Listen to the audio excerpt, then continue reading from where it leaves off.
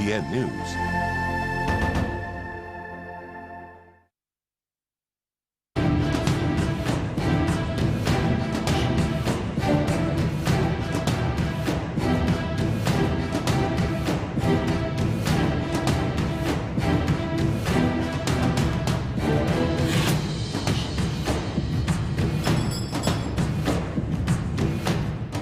Hi there, welcome to this episode of The Trading Bell. Thank you for joining us. It's always a pleasure to have you. My name is Malika Kazia. Today on the hot seat, we've got Mwenda Thuranira, the founder and CEO of MySpace Properties.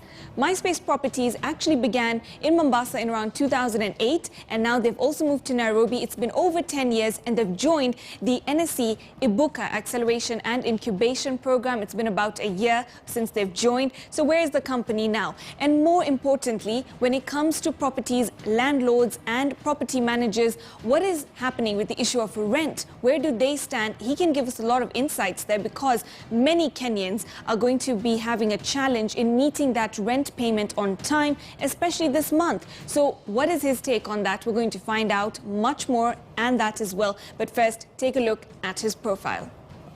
Mwenda Thuranira is the CEO of MySpace Properties, with extensive experience in real estate and property development.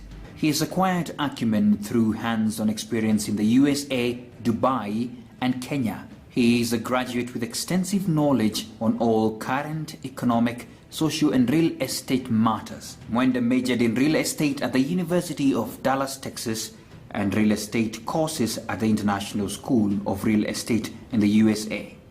Mwenda is also a member of the Kenya National Chamber of Commerce, Kenya Property Developers Association, Nyali Business and Residents Association, and the Rotary International. Mwenda, thank you so much for making time for us today. Now, when we talk about, let's get right to the question that a lot of people are asking right now with regards to property, houses, and rent, is that, there's this debate that the onus of paying rent is actually on the landlord themselves, who you're dealing with. The government may not have a directive necessarily saying, okay, everybody has to waive rent, but it's a case-by-case basis. So landlords are hopefully going to be understanding and say, okay, you know what, we understand this is a tough period, especially considering April. Up until March, a lot of businesses had something to go off on. But now when we're getting into April, the issue of rent comes up. What have you heard from a lot of landlords, property managers, when it comes to the issue of rent at such a time? Okay, thanks, Malika. Of course, being in the tough times in business, in everything in life, also everybody is affected, especially the tenants, the landlords. But as you know, in this country, or in the world, there are three kinds of landlords. Number one, landlords, they're the landlords who depend purely on this rent for their upkeep, for their living. That means they inherited the property, or they built a property and has a retirement package for themselves to be getting income out of it. So they don't have any other source of income apart from this. Number two, we have the landlords who are borrowed to build these properties. Of course, those ones, they owe the bank. Basically, the house belongs to the bank. So they're in a catch. They are just administrators of that. We have number three. Number three, there are landlords who have many properties, many businesses. I mean, this is not a big thing. And those are the ones who can be philanthropic enough to give free rent, half rent, or something like that. But by the end of the day, the government cannot control that. And it will depend on the relationship between the tenant and landlord. Kama wewe ni yule wa kisungu mingi kutukana landlord, pambana na hali yako. It's going to be tough. It's going to be tough for you. But basically, it will depend on your relationship with the landlord. Okay. Talk to them. They are not bad people. Many people paint landlord in a bad light and stuff like that, but they are not. I've seen some landlords giving free rent, giving half rent or something like that. But purely depends on your relationship with them. When it comes to the second type of landlord, now the person who is, like you said, the house actually belongs to the bank because they're servicing that loan based on the income, the rent that's coming in every month.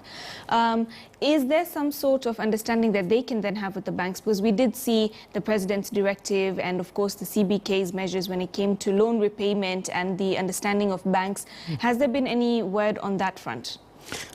They said they will waive out some payment or extend the period of payment of the loan.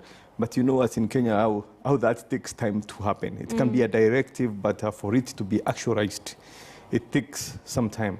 So hoping it can be a reality. So especially the people who are borrowed, they can be relieved a little bit. Of course, if you have to pay a loan, you took a loan to open a business, they say to open a salon, a restaurant, a bar, and then you have clothes, you have employees, you still have to pay them something to keep them going.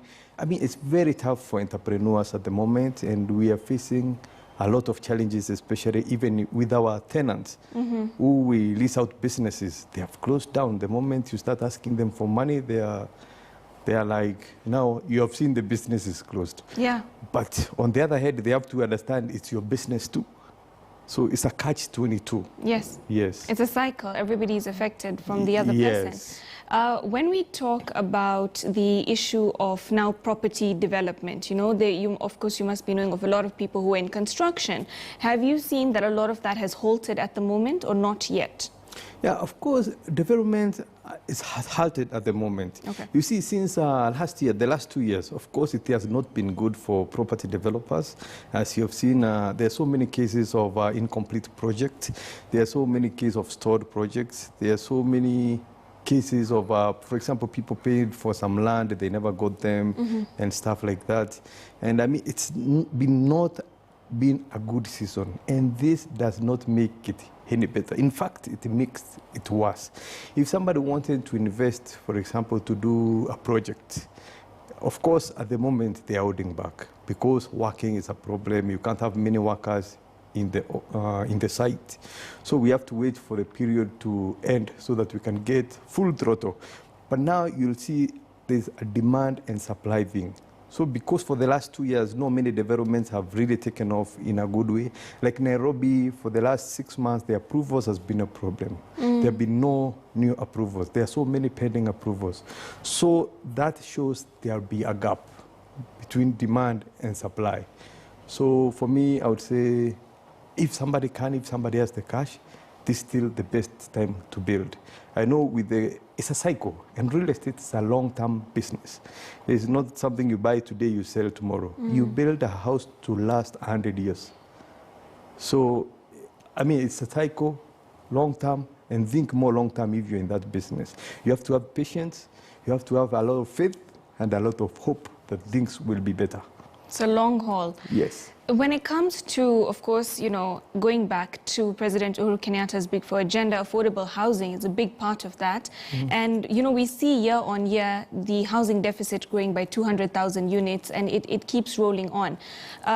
Do you think that private developers, how have you watched them get engaged in this process, and what more can they do? Of course, a pandemic aside for now, to keep on pulling forward that initiative to bring more houses into the market and affordability as well? Yes, affordable housing is a way to go. But to start with, I'll start with the low, the completely low. There are people who cannot afford. There are people who cannot afford a rent of 2,000 a month. There are people who can, of course, mortgages out of touch for them. So when it comes to provision of housing, especially to the poor, it should be a government initiative. It's an infrastructure initiative. Just the way the government builds a road, that's the same, or a stadium. That's the same way should build for the poor. We have seen it in other parts of the world where it works very well. But now when it comes to the other people who are working, is the streamlining the mortgage industry. We have seen right now they have established the Kenya Mortgage Company, which is a good step forward. With a proper mortgage structure, of course, not charging like the double digits like we see at the moment. A mortgage is 14 or 16%, whereas it's a long term and there's a more solid security. I mean, somebody to pay the same amount of mortgage they pay for a house as they pay for the car, is unacceptable. When it comes to mortgage, since it's a long term, somebody can get a mortgage for 20 years, they should be able to get like 6%, 7%. If you go to other developed markets, the mortgage is 3%, 4% interest rate. which is a main entrance of uptake of mortgage. We have seen in Kenya, we have less than 50,000 mortgages. Of course, that's way less than 1% with a population of 40 million Kenyans. So the mortgage needs to be streamlined. In fact, the government should be working more into fixing that, since if the people have the money, people can get mortgage to buy houses, the government will not need it to build. In fact, the government will just need it to build for the poor. The other guys working, they'll sort out themselves. The developers in this country can build more than any government if they have buyers. If they have guaranteed uptick, for them, they'll build every day. Okay. Yes. Coming back to MySpace itself, now we've seen that, of course, you first had your full base in Mombasa, and now you've also come to Nairobi, and it's both areas. Is there a lot of, what kind of differences and factors do you see that are very different when it comes to property between Mombasa and Nairobi, for instance, or different areas, really, of the country? Okay, Mombasa and Nairobi, of course, there's a big difference. Like in Mombasa, we were there for 10 years and we were well established. And of course, it took time before we go to that level when we know everybody, when we know who to deal with, when we build the clientele. I mean, it took some time. But now when it comes to Nairobi, it's like we had to introduce ourselves afresh. I mean, there are already guys existing in that business. And you don't come just in one day and push them off. I mean, you have to work with them till you get to... And create your space. Yeah, agree to split. Of course, collaboration is a key thing in this business. In real estate business, without collaboration, you're not going far. Since, let's say one person has the client, the other person has the buyer. So in one person has the seller, the other one has a buyer. So if you guys cannot get together and agree on something, you're not going anywhere. So in real estate, you always have to work with others and collaborate more, and that's what we have been doing. The difference between Nairobi and Mombasa, of course, you've seen Mombasa, there's more loyalty. If, for example, you have a client, even if somebody else comes and tells them how sweet ones, all the sweet ones, they cannot leave you. But Nairobi is about the value, it's about how much, it's about the time, it's about who is there at that particular time. There's no much loyalty in Nairobi. Also, Mombasa guys, they are more sincere. Polite to say that, but Mombasa guys, they are more sincere than Nairobi people. It's a bit more straightforward. They'll tell you exactly as it is. They'll tell you, I know. Okay. But now when it comes to